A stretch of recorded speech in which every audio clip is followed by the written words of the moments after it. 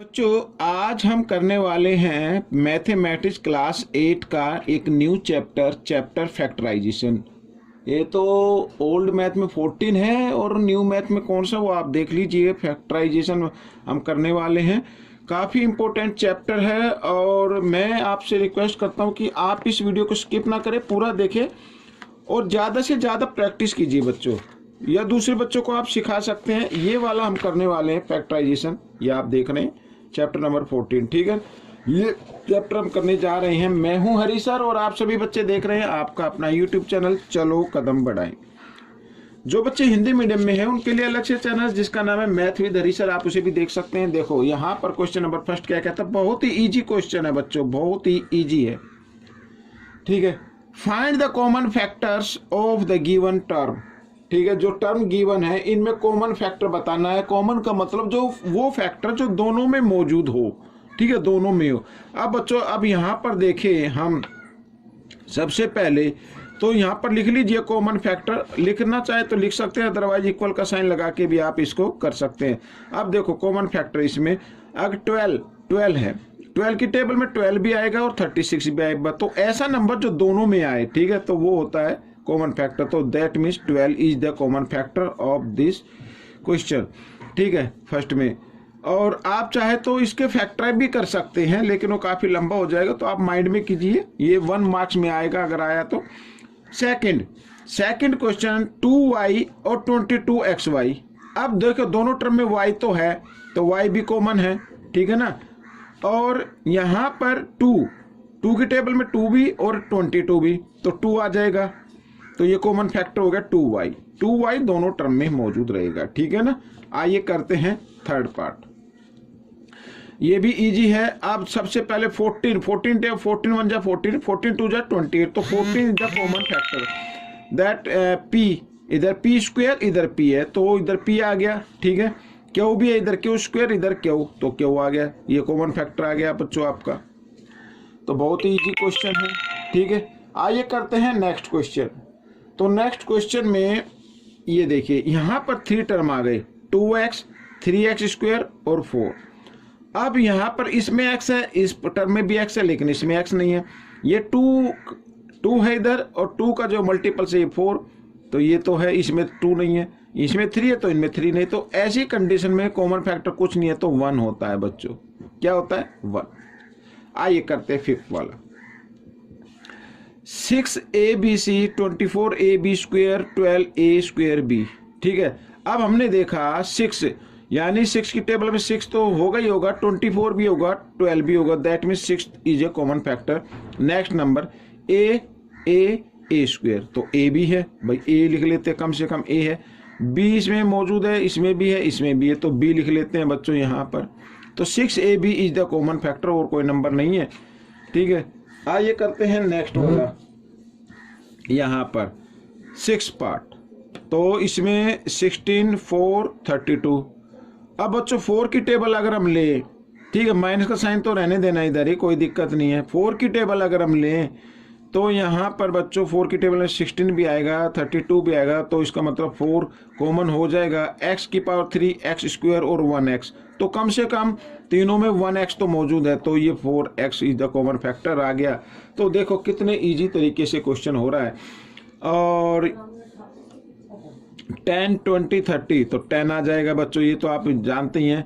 p, और इसमें p है, इसमें क्यू है, इसमें क्यू है, इसमें क्यू नहीं है, r इसमें, तो इसमें 10 ही कॉमन फैक्टर आएगा। 3 टर्म है और 3 टर्म में 10 कॉमन फैक्टर के रूप में आ जाएगा।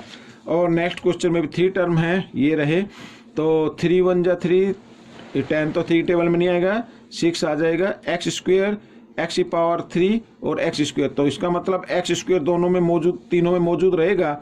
ठीक है, x की पावर 3 है, तो यहाँ 2 तो है इसमें। y की पावर 3 y स्क्वायर, तो y भी है, y स्क्वायर कॉमन है।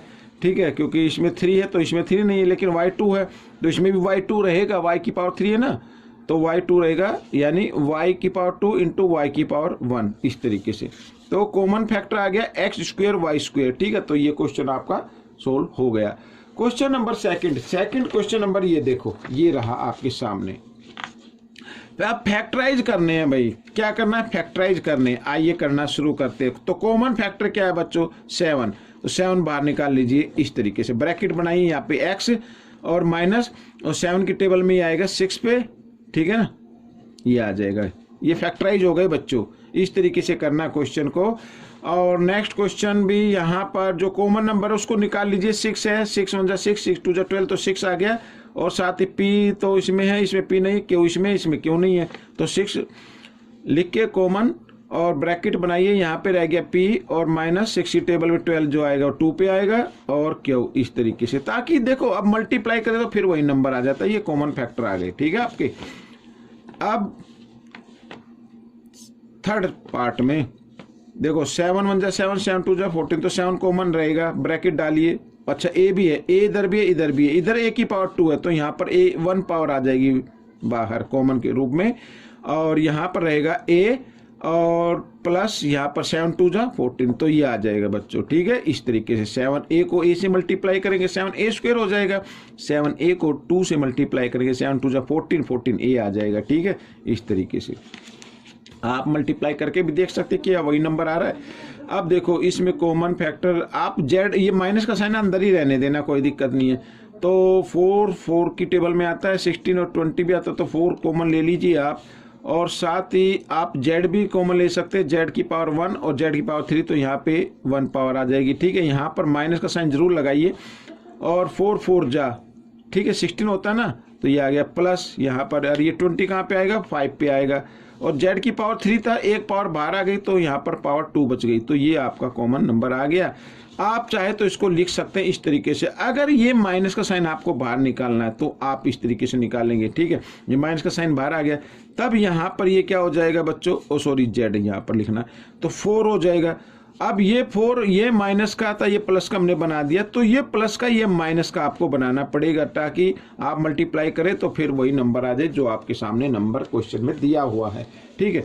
आइए फिफ्थ वाला पार्ट जल्दी से कर लेते। तो 20 और 30, दैट मीन्स 10 कॉमन आएगा, एल स्क्वेयर एल, तो एल 1 एल आ जाएगा, एम इधर भी एम भी बाहर आ गया, तो कॉमन के रूप में। तो 10 की टेबल में 20 आता 2 पे, और एल स्क्वेयर था, 1 पावर बाहर आ गई, 1 पावर बची है, तो इधर लगा देंगे। एम पहले ही कॉमन के रूप में आ चुका है, ठीक है, प्लस का साइन। और 10 की टेबल में ये आएगा 33 पे आएगा, ठीक है।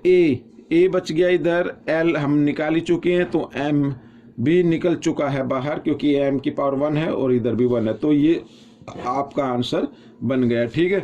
आइए करते हैं नेक्स्ट क्वेश्चन।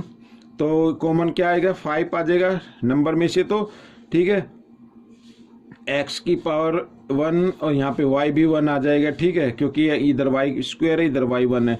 ब्रैकेट डालिए, यहाँ पर 5 बाहर आ गया, y आ गया, तो x की पावर 2 में से 1x पावर बाहर आ गई, तो ठीक है 1 पावर, तो यहाँ पर x की पावर 1 बच गई, और माइनस का साइन, 5 3 15 कहाँ पे आएगा बच्चों, ये 3 पे आएगा, तो 3 लिख दिया। x पहले ही आ चुका है, y की स्क्वायर में से y पहले ही बाहर आ गया, तो ये आपका नंबर बन गया, ठीक है। इस तरीके से करना है। और आप देखो 10 15 20, अब 3 टर्म आ गए बच्चों, तो इसका मतलब 5 की टेबल में आ रहे हैं, ठीक है। तो 5 आ जाएगा, ए square B square C square, तो ये तो अलग अलग है टर्म वेरिएबल, ठीक है। तो यहाँ पर ब्रैकेट डालेंगे, 5 2 ए स्क्वेयर, और 5 3 15 होता है, यहाँ पर बी स्क्वेयर, और 5 4 20 होता है, तो सी स्क्वेयर। इस तरीके से आप लिख दीजिए, ठीक है, ये आपका आंसर बन गया। आइए करते हैं, 4 कॉमन आ गया भाई इसमें, तो 4 दिया हुआ है, ठीक है। और मैं माइनस ले लेता हूँ बच्चों, ठीक है, -4 ले लो, ना भी प्लस का भी ले सकते हैं, कोई दिक्कत नहीं है। अब यहाँ पर ए है बच्चों, तीनों में ए, तो ए ले लिया, बी इसमें है, इसमें नहीं है, इसमें भी नहीं है, तो 4a आ गया। अब बच्चों देखो यहाँ पर ये माइनस मैंने बाहर ले लिया है, तो यहाँ ए किसका बचेगा, प्लस का बचेगा, तो माइनस प्लस माइनस फिर हो जाएगा, ठीक है। यहाँ पर ये किस चीज़ का, प्लस का, तो ये आपको माइनस का लेना पड़ेगा, साइन उल्टा लेना अगर आप माइनस का निकालते हैं तो, ठीक है। तो 4a तो आ गया, यहाँ पर बच गया b, ठीक है, ये माइनस का तो ये प्लस का हो जाएगा, तो 4a तो आ गया कॉमन, यहाँ पे रह गया c, तो ये this is the answer of this question. अगर आप चाहते हैं तो ये माइनस का साइन अंदर भी रख सकते हैं, कोई दिक्कत नहीं है, ठीक है। ये माइनस हो जाएगा, ये प्लस, ये माइनस, इस तरीके से। आइए करते हैं नेक्स्ट क्वेश्चन। अब बच्चों एक्स स्क्वेयर एक्स एक्स यानी कि X square Y Z, X Y square Z और एक्स वाई जेड स्क्वेयर, इसका मतलब क्या हुआ, एक्स वाई जेड तीनों में है कम से कम, और यहाँ पर एक्स बच गया, ठीक है, और यहाँ पर वाई और यहाँ पर जेड, ये आपका आंसर आ गया, ठीक है। एक्स वाई जेड बाहर निकालने से एक एक पावर अंदर रह गई जिसमें स्क्वेयर दिया हुआ है। आइए करते हैं लास्ट पार्ट। अब ए बी सी ये तो कॉमन नहीं है, एक्स स्क्वेयर एक्स एक्स तो एक्स आ जाएगा, वाई वाई वाई तो वाई भी आ जाएगा बच्चों, और तो कोई नहीं है, ठीक है। यहाँ पर क्या रहा, ए और एक्स की पावर 2 थी तो 1x, इधर y पहले ही आ गया बाहर, इधर आ गया b, x पहले ही बाहर आ गया, y की पावर 2 थी तो 1y आया है तो y बच गया, और प्लस c, एक्स वाई तो पहले ही बाहर आ गया, ये रहा, z बचा तो z लिख दिया, ये आपका आंसर निकल गया, ठीक है। तो बहुत ही इजी क्वेश्चन है, इंपॉर्टेंट है, 1 मार्क्स में आ सकते हैं, ठीक है। आपकी जो फाइनल एग्जाम होने वाले हैं उसमें काफी हेल्प करेगा, तो आप इसे देखिए, प्रैक्टिस कीजिए ज़्यादा से ज़्यादा। मिलेंगे नेक्स्ट पार्ट में, टिल देन थैंक यू।